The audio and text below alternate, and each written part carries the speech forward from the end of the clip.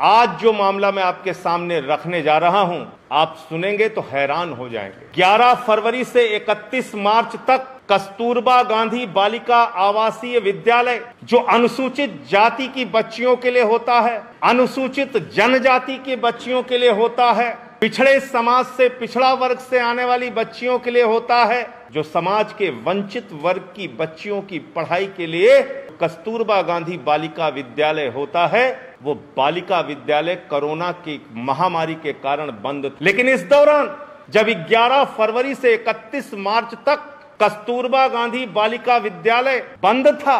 उनके नाम पर भोजन का पैसा निकाल लिया गया, उनके नाम पर साबुन का पैसा निकाल लिया गया, तेल का पैसा निकाल लिया गया, स्टेशनरी का पैसा निकाल लिया गया, फल का पैसा निकाल लिया गया, सब्जी का पैसा निकाल लिया गया, दूध का पैसा निकाल लिया गया। बेईमानी के इतनी बड़ी घटना मैं समझता हूं आपने पहले कभी नहीं सुनी होगी कि महामारी में जब लोगों के घरों में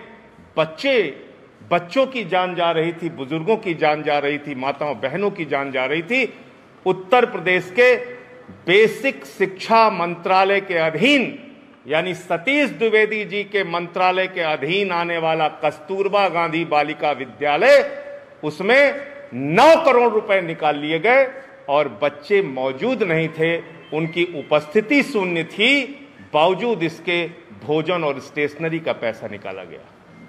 और किन किन जिलों में निकाला गया मैं पढ़ना चाहता हूं आपके सामने। यह शासन की चिट्ठी है, यह महानिदेशक एजुकेशन की चिट्ठी है उन सभी बेसिक शिक्षा अधिकारियों के नाम पर जिनके जिलों में ये 9 करोड़ रुपए निकाले गए भोजन और स्टेशनरी के नाम पे, बालिकाओं के नाम पे, गरीब बच्चों के नाम पे। और इसमें कौन कौन से जिले हैं मैं पढ़ के सुनाता हूं आपको। बरेली में 84 लाख रुपए निकाल लिया गया, बिजनौर में 74 लाख रुपए निकाल लिया गया, देवरिया में 68 लाख रुपए निकाल लिया गया,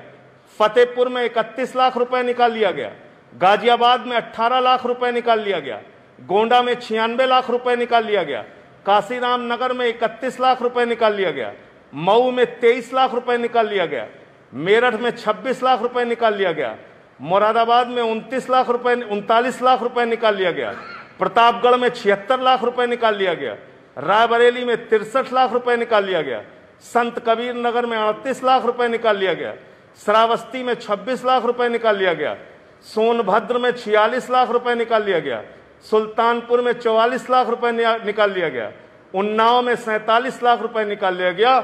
और वाराणसी